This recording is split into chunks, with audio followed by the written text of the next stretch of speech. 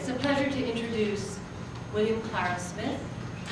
I'm Donna Landry from the University of Kent. I'm Kaori's colleague and a member of the Kent Animal Humanities Network. William Clarence-Smith is Professor of Economic History of Asia and Africa at SOAS, University of London. He's the editor of the Journal of Global History, published by Cambridge University Press. At SOAS, he's a member of the Centers for Gender Studies, Southeast Asian Studies, Food Studies, Iranian Studies, Palestine Studies, and the London Middle East Institute. His monographs include The Economics of the Indian Ocean Slave Trade in the 19th Century, which was reprinted in 2015, Islam and the Abolition of Slavery, 2006, and Cocoa and Chocolate, 1765 to 1914, published in 2000. Amongst his co-edited and co-authored books with Raquel Reyes is Sexual Diversity in Asia, circa 600 to 1950, published in 2012. His SOAS research interest reads Commodities, Diasporas, Religions, Labor, Sexuality, and the Census. Yet, no one has done more, both to de-center Europe and America in the study of animals and human-animal relations from a historical and social and economic perspective. As co-sponsor of the Interdisciplinary Animal Studies Initiative at SOAS with Ed Emery, he has organized conferences on donkeys and mules, camels, war horses, elephants, and sponges, and the initiative plans future conferences on oysters, fish, and buffaloes. His recent work on animals includes Equids in Mozambican history, the role of zebras, donkeys, horses, and their hybrids in Africana Studies in 2018. And about 12 other pieces with 11 others forthcoming. Some of you might know his piece in Breeds of Empire, edited by Sandra Swart and Greg Bankhoff, which was on Southeast Asia and Southern Africa and the maritime horse trade of the Indian Ocean. Recently, in his ongoing research on mules, he has written, "Mules are arguably the cyborgs of the 19th and early 20th century, since they are mammals who do not reproduce but require human intervention."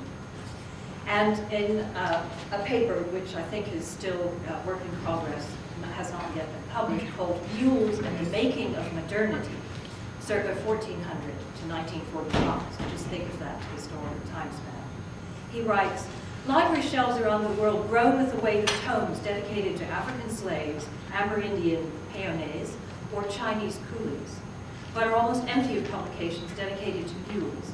And yet these humble animals were fundamental to the sugar plantations of the Caribbean and the Indian Ocean, the silver mines of Spanish America and Yunnan, trails crossing the Isthmus of Panama and reaching north to Santa Fe and south to Potosi, the gold and diamond mines of Brazil and South Africa, the expansion of the Ethiopian and Persian empires, the caravans that linked southwest China to Southeast Asia, the containment of the steppe nomads by China, the military power of Britain in the Indian Ocean, and the trench warfare of the First World War.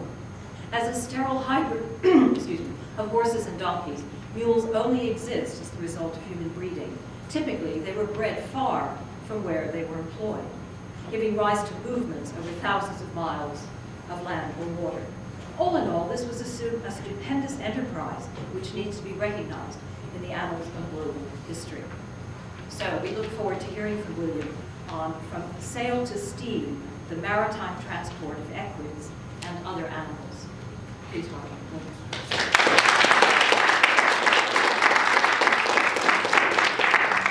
Well, thank you very much for that very kind introduction. If I can just say that our next conference at SOAS is on elephants on the 22nd of June. So if anyone's interested to participate on elephants, please come and see me afterwards. And it's a great pleasure and honour for me to be able to be here and to give this talk. I'm, as you were told, I'm an economic historian by background, and so I want to try and bring in the interdisciplinary conversation we've been having here a bit more on kind of economic notions. And from this perspective, and this fits very well with the two papers we've just heard in the session here, this fits in very well with the The whole problem of animals as capital, we haven't really mentioned this, but these are owned animals. These are the ones I'm looking at. These people have a stake in them, and therefore are trying to get them in as good a shape as possible to wherever they're going. Now, we heard just now that if you're putting old animals through for butchery, you're likely to not care terribly about the state in which they're in. And in many ways, these are the least well treated, particularly over short distances. We've heard quite a lot about mascots. I'm not going to talk about them. This is another one. I haven't actually said much about guide dogs, but these are obviously another companion animal. Again, we're not going to talk about that. A bit more, though, about things like racehorses. These are particularly valuable animals. And here you can see that this one is covered in a kind of horse blanket, and is receiving particular care. He's also attended by an English bobby, because of course this is something which could be stolen for great profit. But mainly I'm going to be talking about working animals. This is an Australian horse coming down into the hold for the British Army in India. And to a lesser extent about animals which for butchery. This is you probably can't see it terribly well. Let me see if I can get this thing working. But you've got a pig going up into the ship and this is what's a reconstruction, so not from the period. This is another example of butchery animals. Note the use of small boats for these going out to larger ships in Port Said at the end of the Suez Canal. Now, what I want to speak about mainly is animals which are transported over long distances. We've heard a little bit this morning about animals transported over short distances, and the economics of the two are quite different. We heard this morning about how the horses being transported simply over the English Channel were given absolutely nothing, no kind of special treatment or care or even food. I mean, they would just be a short haul. Over the long haul, of course, things are rather different, and you've got to treat them differently, as indeed we heard again earlier this morning with the sheep, merino sheep going out to Australia. This is a rather late example of horses going for butchery to the continent from Ireland. Interestingly, these horses seem to be in rather better shape than the ones we saw. The Netherlands are somewhat strange in Europe in that horse meat is a delicacy. Mainly in continental Europe, horse meat is a food of the poor, traditionally. But in the Netherlands, it's seen as an elite food. And therefore, in a sense, there's a premium on the animals being in better condition when going for butchery. So long-haul transport of animals is a costly business. Again, so looking at the economic side of it. You need quite a lot of special fixtures and fittings. You need large crews.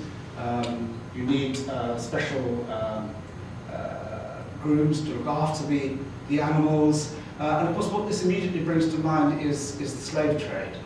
There are some quite interesting crossovers in terms of looking at the trade in animals and the trade in slaves. And indeed, very often they use the same ships. And as has been argued for the slave trade, this is a high-cost, high-risk business with high insurance premium. I don't think anybody, not any of the sessions I've been at anyway, has spoken about insurance. But insurance, of course, is an important component of the costs of these voyages, and the higher the risk, in theory anyway, the higher the premium for your insurance, if you can get insurance at all. And actually, what's quite interesting is that you couldn't get insurance for certain types of animal transport at certain periods. So the slave connection is quite important in terms of another thing which is important in maritime transport is return cargo. We haven't really spoken about that much, but in fact I was rather wondering what the ship which brought the sheep to Australia, what did it bring back in return? Because in order to run a profitable shipping business, you've got to have return cargo. And so we get this rather grisly situation in which slaves are taken from East Africa to the Persian Gulf for work in the pearl diving mainly, and horses are taken back to India, but not taken back, because there's actually a triangular kind of trade. And similarly, we get mules from South America to Africa taking back slaves to the Americas in the early 19th century. I think this is the same model of a ship that we saw a little bit earlier on somebody else's slide. And you can see at the bottom, you can see the water barrels again. One of the things which pushes up the costs of this kind of transport. Here we have a very rare picture of the Indian sisers, the grooms who looked after the horses coming back from Australia to India. And this brings in mind the paper we had right at the very beginning about Lascars. What were the relationships between Lascars and sisers? Could you go from being a Lascar to being a siser? And all sorts of interesting questions around the personnel. But I have to say, there's very, very little written about this. If you think that there's little written about people who are taking sheep out from Britain to Australia, getting stuff written by Indian grooms, that really is, to my knowledge anyway, and some of you know about this, please let me know, but as far as I know, this is very, very difficult to get hold of. We also, of course, had a ship as a ship as a ship. In fact, over time, we get improvements in shipping. Again, a lot of this comes from people who've worked in the slave trade. The copper sheathing of ships was one of the things which helped to deal with shipworm and barnacle, and get a whole series of other technical improvements in sailing ships. And then, of course, we get metal hulls and steamships. And coming back to this question of what does the transition from sail to steam actually mean, I think this is a very, very complicated question. I mean, at one level, it means more security and more speed. But of course, security is relatively. A lot of the early steamers were pretty useless, and they broke down quite repeatedly. And so it's not until you get quite a long way into the steamer era that you get a degree of certainty, or not certainty, but a higher probability that you're going to get there on time. And this does make an enormous difference in how much water you carry, what you carry in the way of provisions, etc., etc. And it should, in theory, then, extend the scale and the speed and the size of this trade. This is copper sheathing being put on a ship today, so this is still relatively recently, this is still a technique used today. But what we find, in fact, for animal transport is that there's a very delayed transition to steam. And this is for the reasons that we were discussing in the first day of the conference. Although you're still getting a lot of animal transport by sail because it's just cheaper.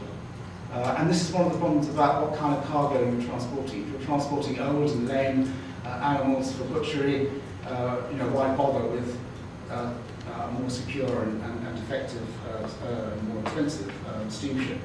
This is a nice picture because it shows the steamers of the Koninklijk Paketvaart Maatschappij, the Dutch colonial shipping company in Indonesia, together with Indonesian prow sailing ships. And there's a tremendous competition between the KPN and the local ships to move horses from eastern Indonesia to Java, and it took a long time. It wasn't really until the KPN invested in putting in special facilities for transporting animals that the KPN began to get the upper hand. These are the little Sumba ponies that were transported on a large scale from eastern Indonesia, cowboy country of Indonesia, to Java. A lot of them went to Australia, by the way, as well. A lot of the Western Australian ponies are of this stock. This is an Arabian dhow, so-called, a lot of problems around that nomenclature, which took these animals, Hassawi or Muscati donkeys, big white riding donkeys, all around the Indian Ocean and beyond. Note, by the way, in parenthesis, that Jesus rode one of these animals when riding into Jerusalem. This is not a humble, small donkey and all the stuff that you've just been hearing at Easter. This is a big, posh, white riding donkey. And any of the artists who'd actually spent time in the Holy Land would actually picture Jesus on one of these donkeys. This is another example. This is a French ship, which is still used as a training ship today, which took mules from the Rio de la Plata, Argentina and Uruguay, up to the Caribbean, and which had a terrible misadventure which we'll come back to in a moment. This is a mule team in Cuba. Why they're harnessed in this peculiar way, I simply cannot understand. It seems to be a counter, crazy way of using mule power. So why do you ship animals at all? Given this is expensive, costly, dangerous, risky, why do it, right?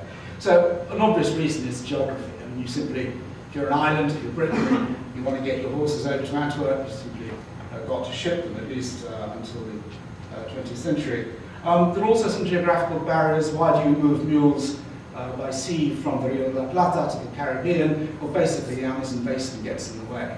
You can move the mules thousands of kilometers up to the silver mines of Potosí, one of the great mule routes of global history, but you can't do it to the Caribbean. Why do you do it to the Caribbean in the 19th century? It's actually because of horse disease, equine disease, hits Venezuela, which used to be the supplier of the Caribbean. Sometimes security at sea is better than on land, so you might choose, but that's a complicated issue. It depends on lots of different things. So this is just to remind you of the geographical constraints. Australia, very obviously, leading both for imports and exports to send things by sea. So in terms of security, you have strategic problems which do lead to long-term movement of animals by sea.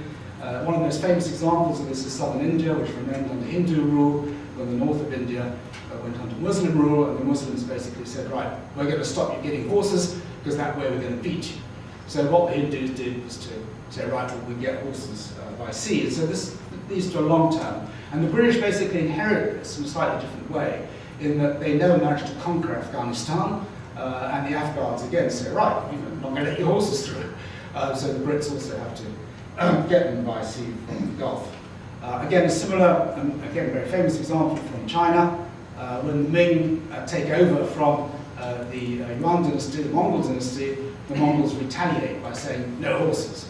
Now, to some extent, the Ming dynasty gets its horses from Tibet, the so-called river ponies, which come down the Yangtze, but they also try anyway to get horses by sea. Not very successfully. It's a very good article by Dr. Tuck, unfortunately in German. So just to illustrate, Dr Nagai is the red thing at the bottom of India there, and you get a sense of the geopolitics of this, and why, in some cases, although you might prefer to import animals by land, you have to import them by sea. This is one of my favourite pictures, which I use for students a lot, which is one of Zheng He's ships compared to a Portuguese caravel. And you can see that you can get a lot more horses onto a big Chinese junk than you can get onto a tiny little caravel. There are also natural and cultural obstacles to breeding. I'm particularly interested in cultural obstacles as well. The natural ones are fairly obvious. Hot, humid countries with certain diseases are a bit of a problem. Africa has a particular problem in breeding animals because of both tsetse fly and African horse sickness. But I'm particularly interested in why some people don't breed certain types of animals. We've heard a little bit about Muslims not breeding pigs when we were talking about lascars. That's a very obvious example, but I'm interested in why people breed mules and don't breed mules. And although there are enormous advantages in mules, there are also cultural and religious objections to breeding them, which again leads to trade. This is the global distribution of horses as my own copyrighted map, in which you can see some sense of how Africa is a real desert, and there's a really very uneven distribution, which leads to the need to move animals around. Not necessarily by sea, of course, sometimes by land. Plantation islands historically tend to be some of the most intensive importers of animals by sea. And the reason for this is not perhaps quite obvious immediately. It's that there's not enough land and not enough labour to engage in animal husbandry. So we'll be hearing later about the movement of horses from New England down to the Caribbean. Masquerades in the Indian Ocean, another example of this. And another thing which is very often forgotten is the relative price of labour and animal power, human labour and non-human animals. There's a very marked and sustained rise in slave prices in the middle of the 18th century, which leads to an enormous effort to diversify your labour requirements away from people and towards animals.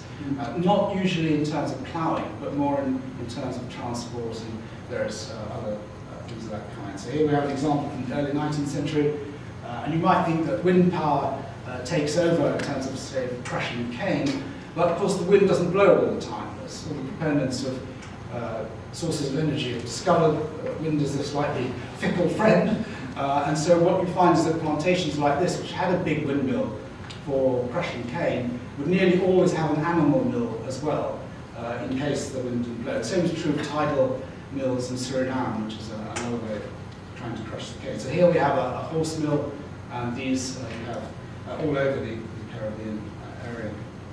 This is a lovely little picture from the Danish island of St. Croix-Saint-Trois, where you can see the troop of newly arrived mules here being brought. We'll come back to these Danish mules because they're a very interesting topic. By the 20th century, working animals are increasingly military in nature, and that's because the internal combustion engine and better roads have removed the demand for lots of kinds of working animals, tractors in agriculture and trucks, etc. in transport. But if you're trying to fight a campaign, you often have to go where the internal combustion engine won't take you, or won't take you very effectively. And it is worth, I think, remembering that the Germans mobilised twice as many horses in World War II as in World War I, which is kind of counterintuitive. And you may say, well, they got them all from Denmark and Czechoslovakia and places like that. But actually, before the war, the Nazis were getting a lot of horses from Ireland. And the Irish were only too pleased to sell them to the Nazis because, the hatred for England was greater, etc., etc. Of course, one didn't know at that time yet what horrors were happening in Nazi Germany. This is a very good book, Paul Johnson on German military horses. One of the things, though, which is difficult to find out about, if anybody knows about this, please come and tell me, is where did the German military get their mules? I think they bred a certain number of them, they imported some from their friend Mussolini, but there's something I can't quite get at there. Then we have live animals for meat, and we've seen a little bit about this with England, of course, is a very major source because England gives up on food self-sufficiency very early with the Corn Laws and the whole bid on free trade, the whole economic wager on free trade.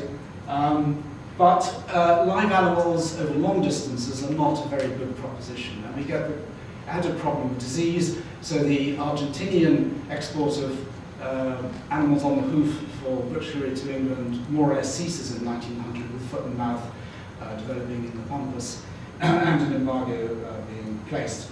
So very quickly, very early, you get alternatives to moving animals for butchery on a large scale. You butcher them on the spot. I mean, it's a very obvious thing to do. First of all, with the whole jerked beef saga for slaves in the Caribbean, but then increasingly through canning, meat extracts, chilling, and freezing first, and then chilling.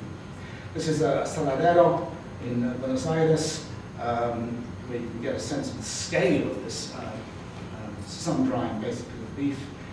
This is Fray Bentos, the famous Fray Bentos, infamous Fray Bentos, for the production of corned beef, etc. And this is the chilled meat chain. Chilled meat goes off more quickly, but it tastes better, so there's a tendency to move from frozen to chilled over time.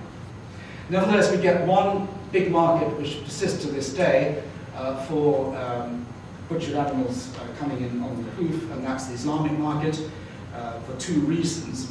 Partly because there's a huge spike in demand at the time of the Feast of the Sacrifice, where you have to actually have a live animal sacrifice, but also because people in Muslim countries, or Muslim majority countries, or indeed Muslims anywhere in the world, often don't trust the halal butchery of being done according to Islamic precepts. And so we get this long-haul trade largely in Australia. This is the Ashwaik leaving Port Adelaide for the Middle East. So this continues to this day. We'll come back to that at the end. There are also a number of one-off reasons for shipping animals, one of which is obviously military campaigns. We've seen this already. This is my ancestor, William the Bastard, bringing his horses to England. In my family, we can call him the Bastard. And this is an alleged landing of Mongol horses in Japan. I've got a real problem with this because I can't actually find any pictures of the period which show horses aboard the Mongol ships going to Japan. And yet people always say there were, and they say they even brought them as far as Java. Something slight problem there. The Spaniards were able to bring much smaller numbers. And here you can see Stout Cortes with his relatively few number of horses, because those tiny little caravels simply couldn't get many onto them. You get long-distance military campaigns and much larger shipments in the modern era. We'll be hearing quite a lot about this later on. Unfortunately, the speaker for the Second Anglo-Boer War won't be here, but we will be hearing about World War I. Not, I think, World War II, but in fact, again, we get lots of long-distance transport for World War II. This is for the Anglo-Boer Wars, as one of the casualties, one of the dead horses being rather unceremoniously winched overboard. The death rates in the Boer War for animals are just unbelievable, for working animals, absolutely incredible. This is an Italian mule being landed in Salonika in 1916. Now, war, of course, is a very risky business. We tend to think of it in terms of the risk to human beings, but it's also a big risk to animals. Lots of animals get killed, particularly submarine warfare. This is an example of the SS Armenian, rather aptly named in many ways, which drowned, killing 1,400 about North American mules going to the Western Front. And these are the mule stalls below deck, allegedly, of the Armenian. We've heard a bit about this already, the stocking of new lands with farmyard animals. We heard about this for Australia this morning. Earlier examples, Iceland, Greenland. Greenland was unsuccessful. The animals actually die out over time. We've got the Columbian Exchange, we've got the South Pacific, first the Austronesians and then the peopling of Australia. But in all these cases, what you usually get is a situation where it's one-off because the animals are transported, they then breed locally, and you don't need to move them again. This is a 19th century imagination of the Icelanders, the Icelandic chief putting up his pillars, accompanied by his dog. Nowadays, of course, the big thing in Iceland is horses, and Iceland went from being an importer of horses to being an exporter of horses. This is the famous or infamous Columbian Exchange, which includes rather more animals going up in the old world than new, although some turkeys, guinea pigs, and things comes about the other way. But even when you've got established animals in these areas, you want to improve them in certain cases. Improve, I put in inverted commas, because what people consider to be improvement of stock is often actually a complete disaster. In other words, you think that a certain type of characteristic will be better, but it doesn't suit the local circumstances. But in any event, people believed in this. There's a very strong sexist belief that it's the male which carries the improvement, but it's also, of course, true that one male will service a large number of females, and so we get particularly male animals, small numbers of male animals being moved. With artificial insemination, nowadays it's frozen sperm is simply jetted around the world, so that has largely disappeared. This is the Maltese donkeys, which were brought to North America to make mules. The interesting thing about this is that the American buyers effectively stripped Malta of all its large black jacks for making mules. You don't make mules with any animal. You have to have a particular kind of donkey. So nowadays, I went to Malta and I asked everybody, and I said, "Where are your big black donkeys?" And they said, "What? What big black donkeys? Never heard of them." They've all been bought up by the Yanks. We also have supplying of exotic animals, which we've looked at with zoos and circuses. Actually, I'm not sure this is a one-off. I think this is perhaps rather more structural than I'd imagined originally. In the papers we had earlier, particularly in the 19th century, you can get the real development of zoos and circuses and travelling menageries. But this is a very famous picture of a giraffe brought to China probably from Somalia. And this is Portuguese and Japanese trading for exotic animals. This is Namban, an example of Namban art. And again, we've heard of jumbo already several times, transported hither and thither by sea. What interests me about this particular picture is that the grooms are shown, which is often not the case. And here we have the camels with their Middle Eastern grooms. Then we have a whole series of, if you like, technical aspects about this movement of animals by sea, which perplex me to a certain extent, because a lot of these techniques involve quite a lot of suffering and stress for animals, which seems, on the face of it, completely unnecessary. And I don't understand why a lot of these techniques persisted when they don't, you could do it a different way. Pushing animals off a boat to swim to shore strikes me as being, really, in some cases, really quite a cruel thing to do, and quite risky, because what's to prevent your horse once it's swum ashore from simply bolting inland? I mean, it's strange. This is the Americans arriving in Cuba in 1898, so possibly this is because of the needs of a military campaign. They can't come in too close to shore. The horses are meant to swim up to that little boat. Are they really going to do that? This is Hawaii, loading cattle again onto a small boat or a bigger boat. All sorts of stresses involved here. And this is a very, very famous picture. These are Australian whalers arriving in Madras for the British Army in India from a surf boat. And you can see all the dangers and possible breakages of limbs and things which might occur doing this.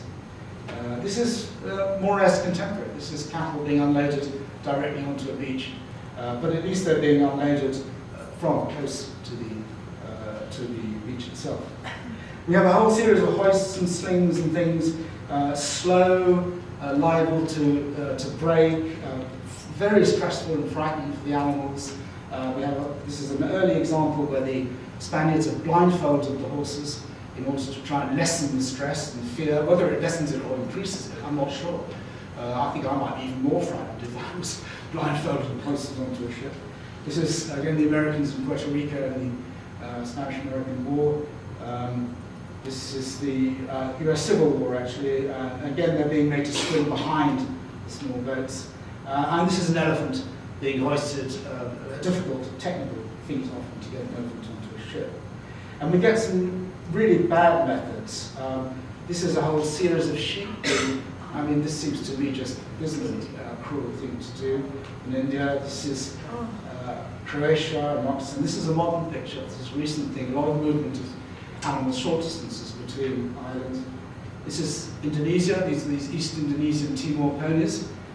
Why on earth do you put the rope so far behind? I mean, I simply don't understand that. That seems almost wanton. And this is cattle being hoisted by their horns in Tunisia for the French market. And this is a net for mules at the end of the Second World War. This perhaps isn't too bad, but here you can see a water buffalo where the net is being used in a very bad way to get it up. Crates, we've seen a number of examples of this in people's slides today. That's a much better way of doing it. It's more expensive and it comes in late. It's often for more valuable animals. These are American mules going to the Canadian goldfields, to the Yukon. I was interested in this because of why Captain Scott decided to use mules to go to the South Pole. And I'm just wondering if it's partly because of the success, alleged success of mules in the Yukon, which is very far north of what you might imagine normally to be the mule's range.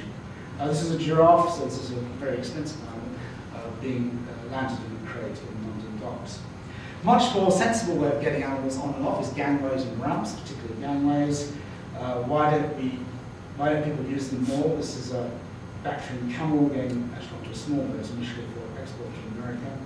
I'm not sure you can see this one terribly well, but what interests me about this is for the Spanish-Moroccan War in 1860, loading in Malaga, but this is a ramp without any protection on the side. Moreover, the mules are being loaded with their loads, right? So the dangers of them actually falling off that are really quite high. Here we have an improved gangway system for Australian horses going to India, although you can see a certain nervousness in the horse approaching this stepped. And here again we have a rather better than the earlier photo I showed, way of getting mules down into Sri Lanka for the First World War. It's cattle in Hawaii. And this is, of course, modern ships. You can actually get animals directly into the hold. You don't need to put them onto the deck and then down into the hold. So we get all sorts of improvements of loading and unloading facilities. One of the dangers is actually stampedes on arrival. And one of the problems which lies behind this, in India, people got killed and injured in these stampedes, is that the Australians were sending poorly broken in or hardly broken in at all horses. And of course, after several weeks in the ship, the animals are absolutely in a terrible state. So we get, it's not a terribly good photo, but you can get this jute sacking is being used to direct the animals. This is after there'd been a particularly bad accident with the stampede in India. They're using the sacking to direct them straight into the depot. Even when they go up onto the ship on a ramp, they're often put down into the hold with, again, some kind of hoist. This is an early picture from Hamburg in 1868. This is an American Civil War picture where you can actually see them going up the ramp, but then being hoisted down into the hold. This is a mule on a French ship, again down into the hold, and this is arriving in the hold. On the middle passage itself, to use that expression from the slave trade, and I think it's actually a good expression, you often get problems of water and fodder, particularly water is a big problem, running out. And it's not just running out, it's also the quality of the water. So ships often call in particular places where the water is famous for its quality, but of course you never quite know what you're being sold.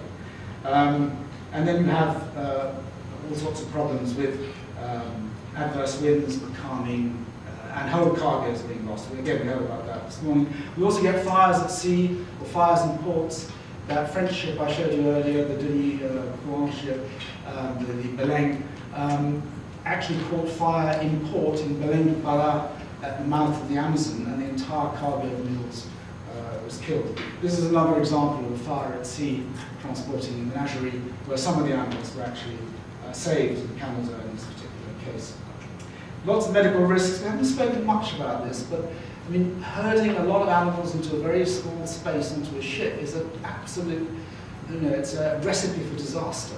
If just one animal's got something, it will spread through a lot very quickly. Then you get motion sickness. I was astonished to discover that even rats get seasick. Well, actually, I think it's rather pleasing to know that they get seasick. So this is a real problem. And horses can't vomit, so horses tend to get terrible colic and in fact will die of motion sickness in certain cases. Very difficult to exercise large animals, particularly in a cramped sailing ship, and obviously in bad weather. And then a point which we've discussed several times in this conference already, which I'd love to know more about, is when do vets actually get carried regularly as part of shipping these animals over long distances? And I really can't find the answer to this, but it seems to be later 19th century, and it seems to be very patchy. This is an early example of a Spanish ship where the horse is held in a sling on the ship in order to obviate for the pitching and rolling. We get a lot of evidence on stalls, and we heard about this morning. Is it best to have them under the deck, on deck, sort of in between, etc., a mixture of both. Obviously in small ships you tend to just pack them in. This is from one of the infamous Hindu censuses of cattle which are going on at the moment in India to basically as an excuse for attacking Adivasis and Muslims. This is unfortunately, I don't know where this picture was created, and it's one of these annoying things on the internet where there's no provenance. But you'll notice that there are dogs on board. You'll notice there's an attempt to shelter the horses by placing them there against on the side. So there are a number of ways of actually having these animals on deck. This is an example from World War I, where we have actually statistics all the way from New South Wales to Egypt. They lost only 3% of their cargo. And here, of course, the interesting thing is that the soldiers are acting as grooms. And there's a very strong bond between the Australian soldiers and their mounts. This is a Danish ship, a mule ship, going from Montevideo to the Caribbean. And you can see that you're putting animals in all sorts of different places, as well as you can see over here, you can see the provisions, the water, the amount of space that's taken up carrying animals over long distances. This is stalls below deck. This is a modern version. You simply take a container and you modify it, turn it into a stall. Very little on the lives of grooms at sea, which is a real pity. I was really excited when I discovered that Eugene O'Neill, the famous American playwright, had worked as a groom on the mule trade from South America to South Africa.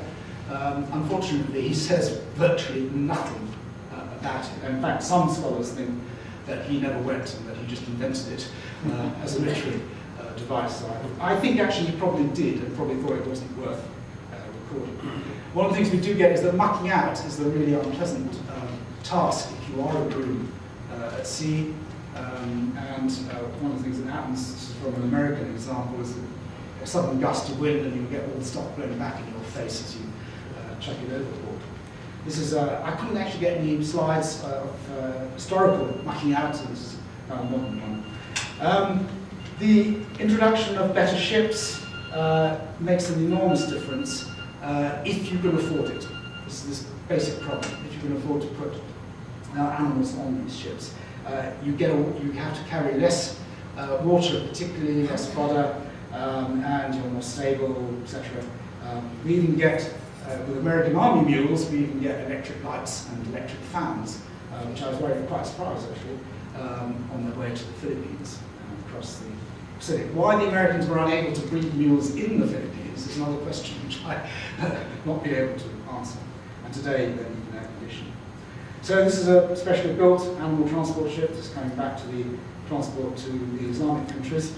And there's a big debate as to whether open or closed are better. This is an open transporter for Australian sheep, docking in Oman, 2005. This is Brazilian cattle on an open transporter.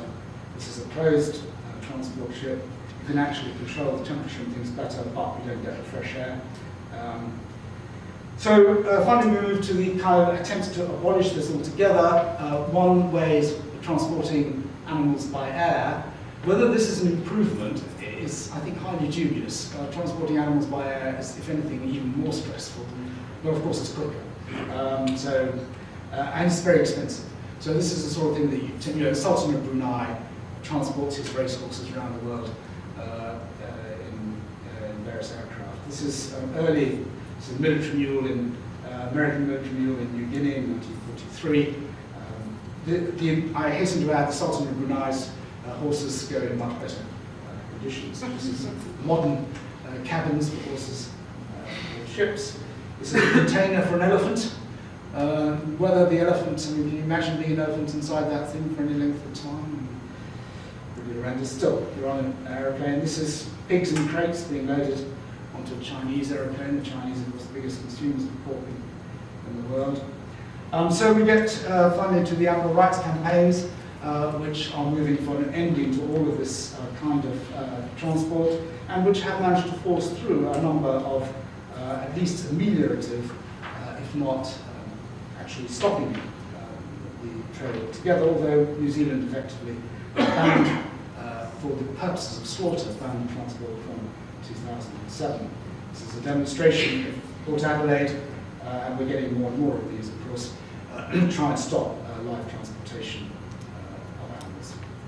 So in terms of, if you like, moralizing commerce, which is one of these things which I'm actually extremely interested in, because I don't believe that capitalists are all, complete unpleasant people who only think about making lots of money. I think actually that there's a huge tension historically between livestock trade and types of morality, but there is this real tension between profit and ethics, and the way in which it plays out, I think, is extremely complicated. But I think the transport of animals by sea is a very good kind of case study. It's a very good way of looking at how these tensions, these ethical tensions, play out. Thank you.